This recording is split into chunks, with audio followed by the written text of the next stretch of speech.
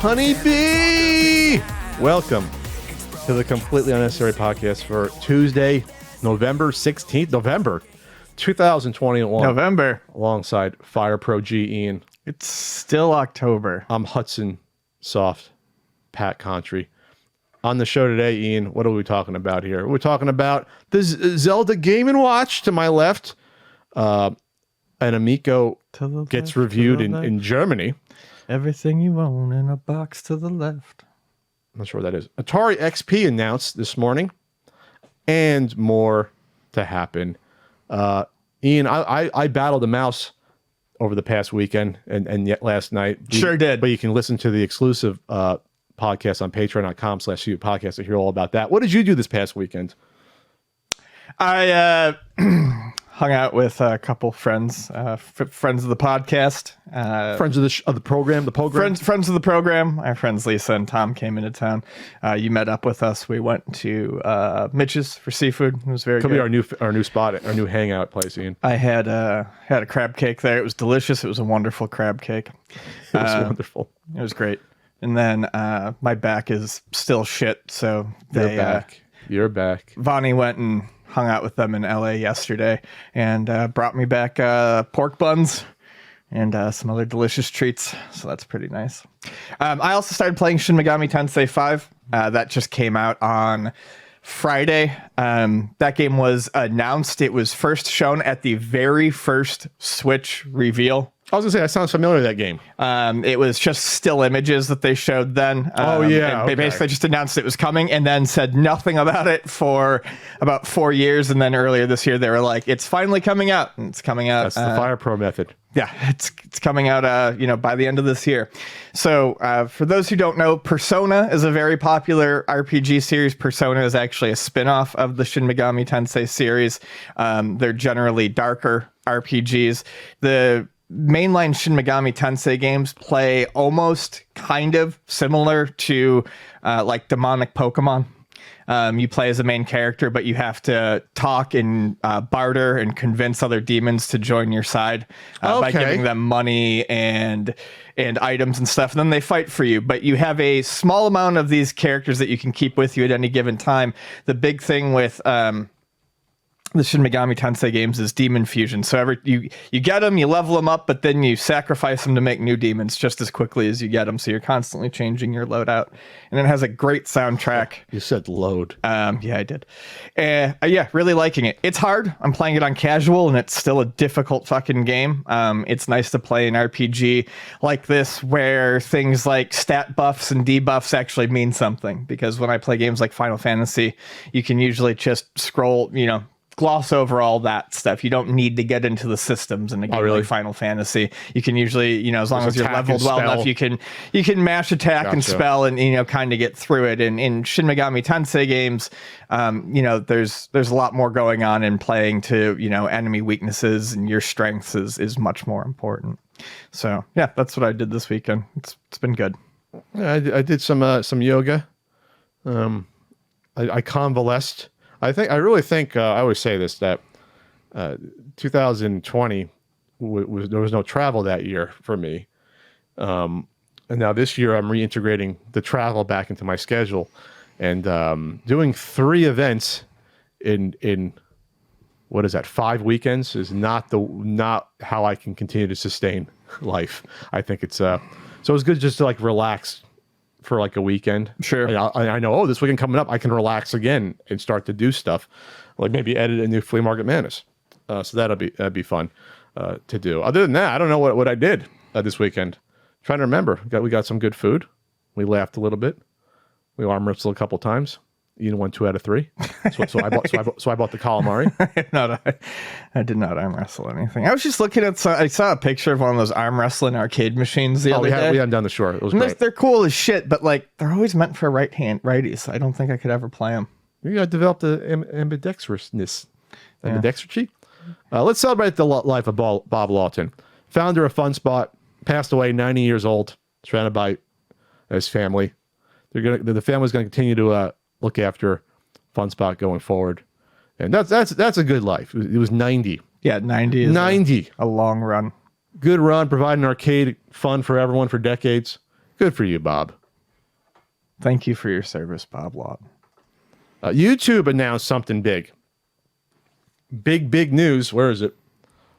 Big news. They are getting rid, they already reduced course. They were getting rid of the thumbs up and thumbs down on videos. Then they reversed course and said, we're still going to have it, but the score won't be visible unless you're a creator who chooses to still see it on the back end, or you could, not enable it so you never see what the score is. So there's a thumbs up and a thumbs down now, but you just don't see numbers associated. I don't know with what them. it's going through. As of yesterday when I looked, they were still visible. And of course, the most thumbs down video was that announcement. Yeah. And this is there's mixed feelings on this, because there's obviously pros and cons to this. It seems like YouTube always does things like 3 years too late, and they're super slow to move. It seems like a sort of top-heavy company, maybe, and that the user experience gets left behind. That's what I've seen in my experience. It's like the actual user experience is the last fucking thing they concern themselves about. They're more concerned about tinkering with the goddamn algorithm every year and a half. That's what it seems to me. And that's even like a mystery. But anyway, so the point is, that's what they decided to do. But the targeting the dislikes, and obviously people do it because they're trolls. They do it, and there's even bots that probably do it. But there is a reason to have the dislike, though. It prevents people, in theory, from not watching videos that are clickbait, have nothing to do with the title or description, or promoting scams or like bad. You know what I mean? There's a reason why that thumbs down exists. So hopefully, before you click on it in your search results, you can say, "Oh wow, this is like 90% thumbs down. I don't want to watch this." There's a reason for it to exist.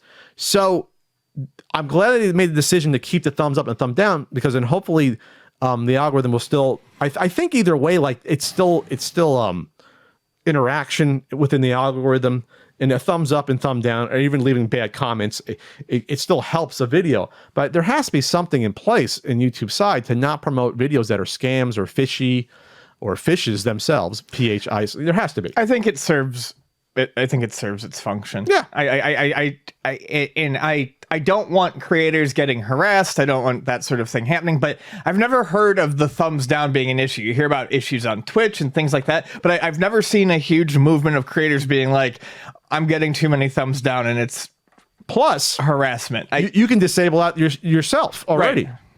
Right. I could have disabled it when we had brigading from a couple of Oh, can you disable thumbs up and thumbs down? You can disable so it's not seen. Absolutely, you can do that. Then yeah, you can disable comments. You can do whatever you want. I know you can disable comments. Then there's no reason for YouTube to get rid of it. It's purely for advertisers, I feel like, at that point. I don't know, but the fact that they reverse course so quickly, I hate when these companies make the decision then reverse course so quickly, because it shows me they're so out of touch with what people are thinking the user base. It happens all the time. Yeah.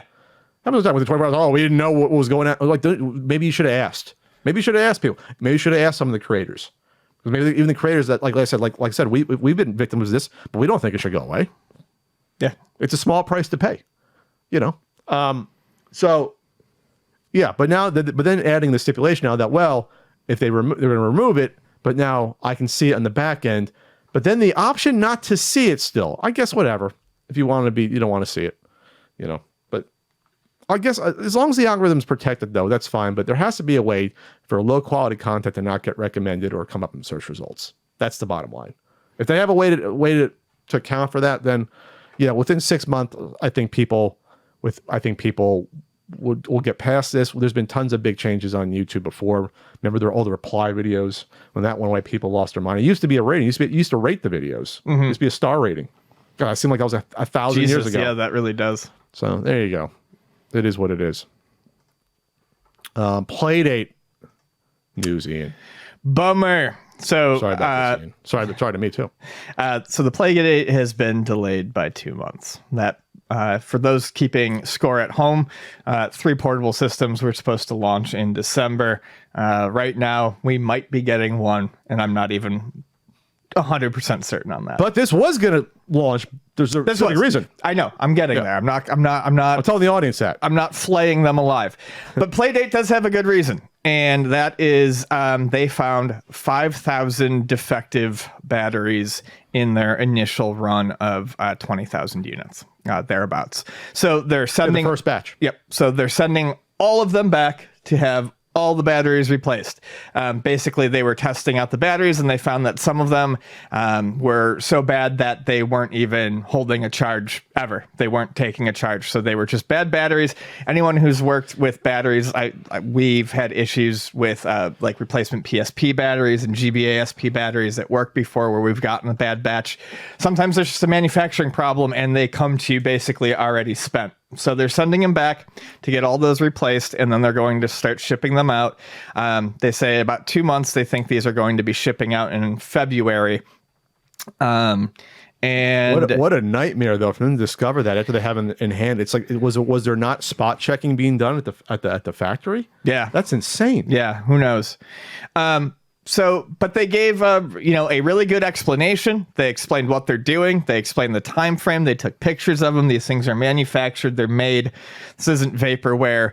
They just discovered an unfortunate problem before they got to shipping. So they're going to take care of it. Other Playdate news that's a bit more interesting is that supply shortage has hit them. They've been told that the current CPU, I think it is, that they use for the current build, they would not be able to get more of them for 730 days. So 2 years. I'll say that's 2 years on the nose, isn't it? 365 times 2, pat math. Yeah. Yeah, thereabouts. They said, why don't you just say 2 years? Does 730 days make it seem like it's not as bad as 2 years? I guess. I mean, to me, it sounds worse than 2 years. Yes. That seems like a ton of days. Well, I think that's the point. They wanted to really, make it seem bad. So that's 2 years. That's 2 years. So they did a whole bunch of redesigns, and they have a new board. New board, new CPU. They found a replacement. They found a comparable CPU. They said that no one should notice any differences on the outside in terms of how it acts, and that's what they'll be using going forward. So this is, So you're getting the first 20,000 batch. You're going to have the original design. Yeah. After that, mine, they're going to change it up. Right. But there should be no difference, obviously. These are little CPUs that are not too powerful. This should have no difference in performance, how it looks, holds weight, etc. It won't change the price. Functionally be the same thing. It'll be, they're going to keep it the same price.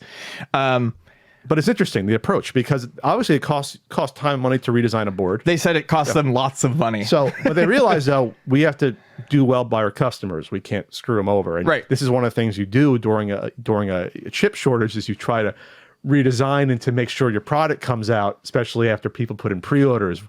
Elbow, nudge, nudge. Yeah, you don't just sit around without a new release date and say, well, it'll happen. You don't just blame the pandemic constantly, because guess what? Tons of products are still coming out. Electronic products during the pandemic, and they're figuring shit out. You do shit. You do shit. Even if you take a little bit of a loss, overall, it's good for the health of your company to put out products and to get revenue in. This is common sense, but I'm just reiterating it. So they were very upfront about it. I don't think people were complaining, or it's like, okay, bad batteries. It's good you discover it now. Obviously, they show up, it'd be a catastrophe if half the batteries people got. No, that would be. I think right now they're in a position where, because they can show their progress, I think the 2 month delay is a way easier thing for them to weather optically, as opposed to having 1/4 of your shipped units have faulty batteries. Yeah, that would look awful. So let's see. So you're going to get the first 20,000 a couple months later, second half of 2022, with another 10,000 landing at the end of 22. I'm not going to get mine until the end of next year now. Oh man, I'm going to miss the whole season. I'm like 22,000, I think. The season starts from the moment you open it. Oh, so I have to catch up? Yeah. Really? Yeah, unless you find a way to hack it, which I'm sure people will do. There's a time barrier? Your season starts from the moment you open it. Uh-oh. Okay. All right, Playdate. But I'm glad they figured things out. They're figuring things out here and getting the product out. I think it's going to be a big deal. When you hear this, when you hear, like, I guess they haven't released the official number, but when you hear there was like at least 50,000 of these sold, like at least, that's like what the word is. That's significant for a product like this. And it could be more than that. Once it comes out, they can do more. Good for you, Playdate.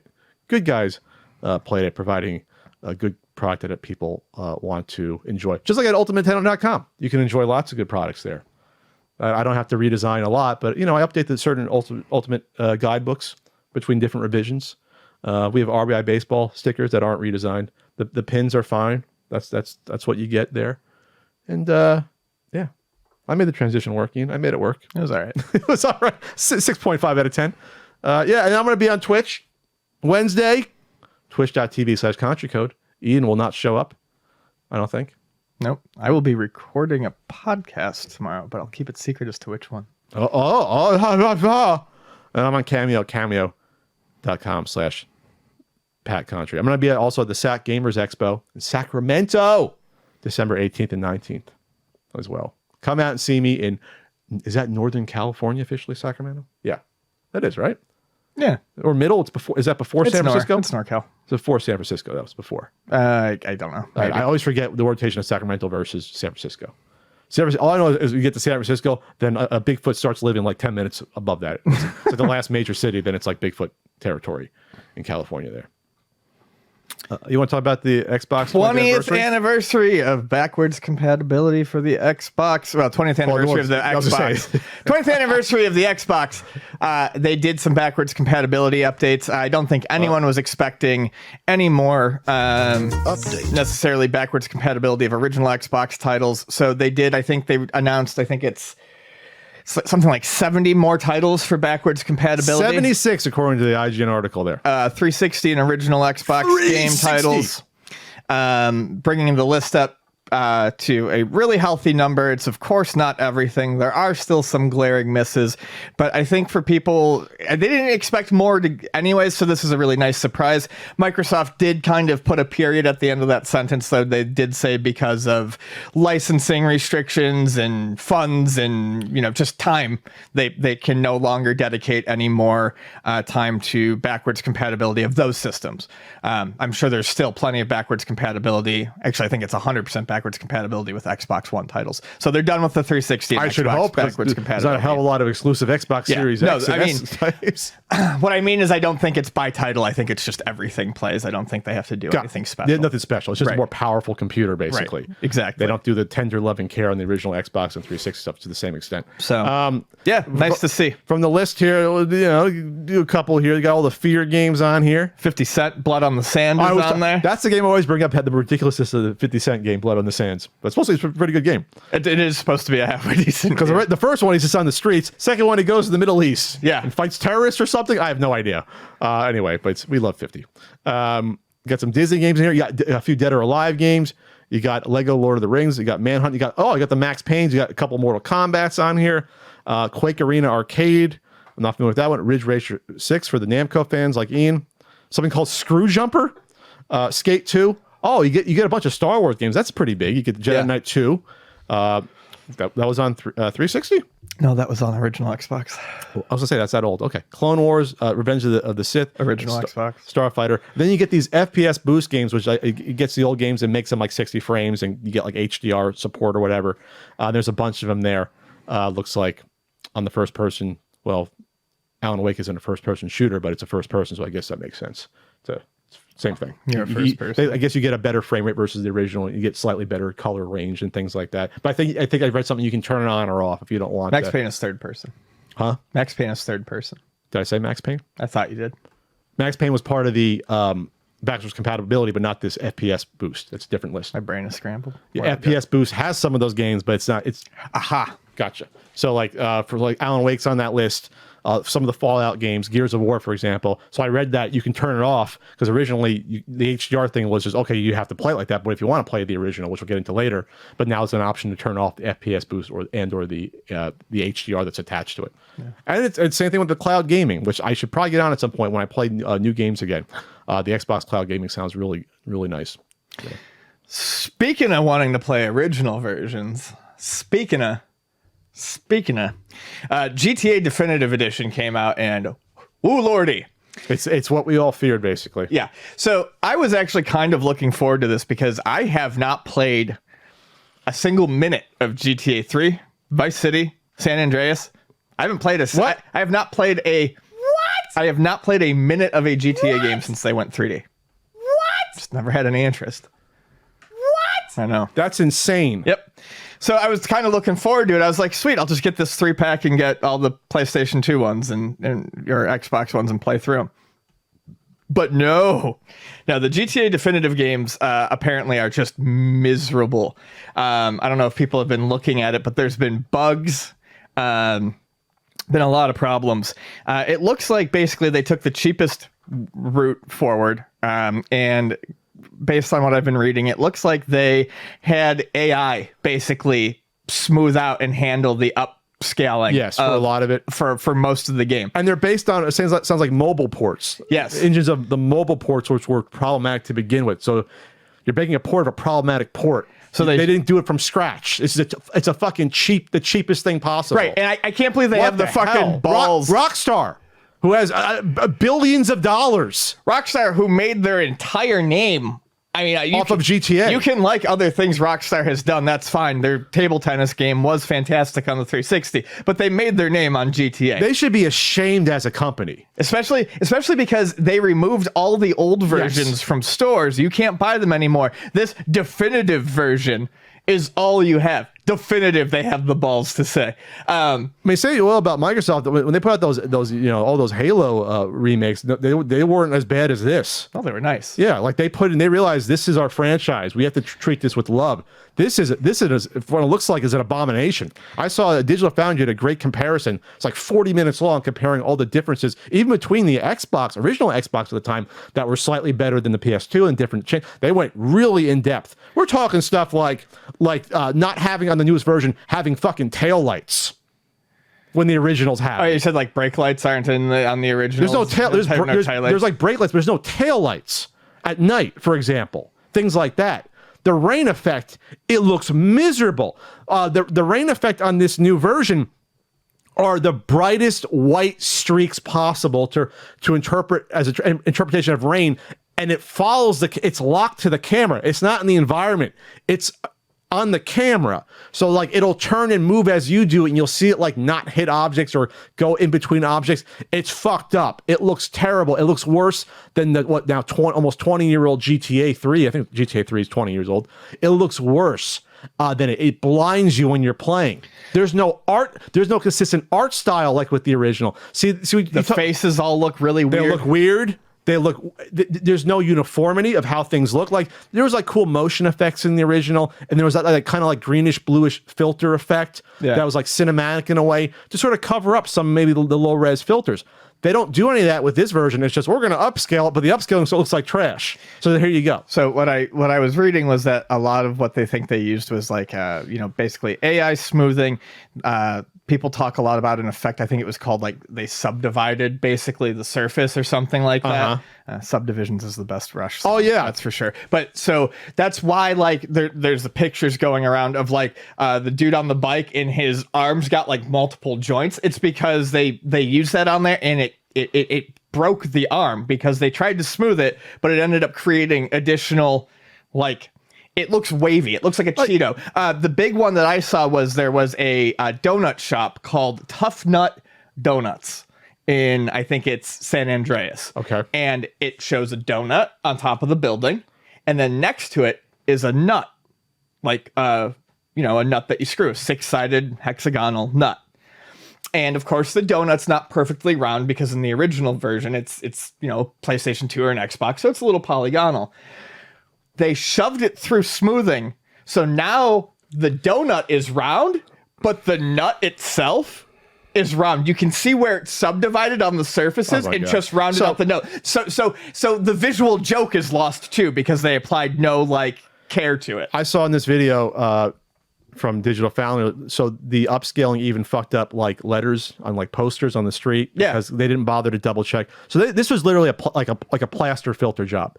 It's sloppy as hell. It's like, oh yeah, you get like more dynamic shadows in this version. You get more dynamic lights and shadows on like on street lights and stuff at night. It's like, yeah, but now there's stuff like the headlights before looked okay 20 years ago. Now the headlights have like these horizontal lines in them for no reason. It looks horrible. And that's why I go back to people wanting to like upscale all the old games. It's like, if you enjoyed it when it came out, there's no reason you still can't enjoy that game. It still looks fine. I was looking at the comparison. When I was looking at the comparison shots on the PS2, I thought that wasn't the PS2. I said, oh, this looks better than the PS2. No, it looked fine on the PS2. It looked fine. You accepted that there was low res polygons on there. You accepted it. And then, of course, like I said, the Xbox One looked a little bit better back then when it came out. Like, for example, like on the Xbox, they added fingers to the hand models so that they didn't have on the PS2. So the Xbox probably was the best version of that one at the time when it came out. Slightly more powerful than the PS2, did a little bit more there. But there was even other stupid things I saw in this comparison. So, like, the beginning of like missions or segments, they put the title on the screen in GTA games. On the original games, they put them at the bottom. They put them at the bottom for no reason at all. No reason. In this version, they put them in the middle so it covers up what you're looking at in the cutscene, what have you, and they linger for far too long. And again, there's just no reason to make changes like this. There's no reason to do these dumb changes. And it's almost like Rockstar just said, we'll just farm this out and who the fuck cares how it ends up. That's how I look at this. Oh, yeah. What a disaster. Like this, if you care about the legacy of your company, you would look into this. But no, at this point, it's obviously all shareholders and, we're making so much money on GTA Online that we don't have to worry about coming out with GTA 6 until, like, I don't know, at this point, it's going to be like 5 years probably. I think they're starting to work on it, but it's going to be like several years. So it's like, it's ridiculous. And I thought play the originals. Someone pointed out, I thought it was, well, you can't now. And that's the other thing. Well, you can not right with this. Someone pointed out that Rockstar took a shot at CD Projekt Red last year about Cyberpunk. How dare they after this? This is a game that's been finished. I mean, you can take that shot, but you can't. But then you can't the next year release this garbage into the wild for a game that you were just you were just updating the resolution on and you weren't recreating a game from scratch. With this, I can't believe I'm not taking Project Red side here, but holy shit! Oh, yeah, no, neither am I. This should have been a slam dunk or closer to a slam dunk. Yeah. All it proves is that, upscaling and stuff there is no easy way to do it. You have to go in and you have to do it with care. This reminds me of like the early days of HD TVs and 2D games getting ported to places like Xbox Live Arcade, and they would just get these garbage smoothing filters thrown over them that looked awful and completely ruined everything. Yeah, it's just, and then over time they started taking their time and upscaling properly on these 2D games, and now we have these amazing looking 2D games again. You got to take the same care with the 3D stuff. I cannot. Well, you have to look how bad the rain is in this game. I saw. I mean, how did someone at Rockstar see that and say that's acceptable? Like, you couldn't even take down the contrast to like 20% of it. Like it hurts your eyes. Like, there's no way to play that.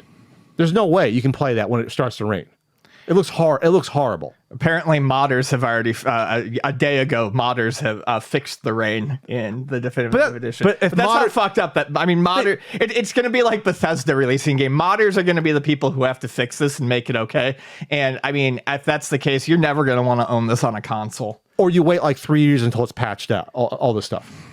Again, I would not. Rockstar's got to do something. Again, I would not be as pissed, but they took away the original version. Why not have the original version available in this package? Yeah, the fucking why not? The hubris, the balls. This it goes back to George Lucas updating things and getting rid of the original. Like, we don't care if you update it, have the original version available. Pride cometh before the fall and all that. All goes back to fucking Star Wars. All right, that could have been almost a full topic. What's next? Wata country. Wata announced they are going to start to release population reports, not for everything right away, of course. Do your slow clap here. So obviously Wata's gotten a lot of heat since the summer, and allegations of insider trading, and the founder of Heritage Auctions being involved with Wata, which is, I mean, it is a thing. And Carl Job's landmark video. We've been talking about this stuff for like 2.5 years at this point. So I guess public pressure has finally caved after the company was sold, so it doesn't even matter that much anymore. And they've already gotten away with murder, that they're going to be releasing some population reports here, Ian. Population reports. We actually said on a previous podcast, I think maybe even the last podcast, I was asked, is there anything that Wata can do to redeem themselves? And this is the first thing that I said. I think going forward, any collectible grading company, I think population reports are important. Otherwise, you're selling people on a hope and a dream and not giving them any of that information to make that decision. Well, it's like blind gambling. Intelligently. You don't even know what the odds, theoretical odds are. If you're gambling, you should know the odds. Then that's what you're doing. The casinos tell you the odds. You know the odds when you gamble for most of this stuff. They sent out an email. As you may have heard, we were acquired by Collectors Universe in July. It was literally the week after the big auction. That was all set up. They all planned it, and we're excited to share some big improvements to Wata Games. They're moving to Southern California. We're excited to join PSA and PCGS at Collectors Universe headquarters and be able to utilize the company's resources, blah, blah, blah. They're going to grow up, blah, blah, blah, blah, blah. So they're doing it all in-house. We were equally excited to bring to you the first ever Wata population reports later this month. The initial one will be limited to NES games. Why? And will not include seal ratings at first. Again, why? But more because you have it all already in your database. But more games and more complete population reports will soon follow. We'll give you the opportunity to provide feedback, correct any errors, and tell us what you like. Correct any errors. You are the people that have all the information. What errors could there be for us to correct? It is an exciting and much needed step for Wata and our community, and we'll want your input from the start. So you no longer can hide the fact that it's totally bullshit that they didn't do this. And they did this to pump up the market. Sure. There's no other reason why you don't have population reports. There's no reason to hide what comes through your factory of what you're grading here.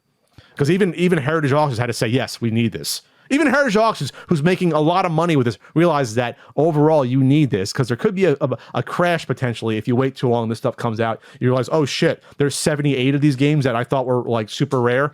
1.5 million Mario 64 pushed their hand. I mean, they had to. It's nuts. They had to at that point before everyone started thinking they had gold. But like the damage has been done. Except the damage has been done. That person who spent the 1.5 million, they lost $1 million probably at least. That's being generous. Yes, it's their risk to take, but like people getting caught up into this stuff is the only reason this stuff gets big. It's the only reason a lot of the crypto stuff gets big. It's all the FOMO. It's all the hype. It's a psychology thing that happens. Your rationale goes out the window, and that's how people get away with fraudulent behavior when it comes to a lot of this stuff. Their rational thinking goes away.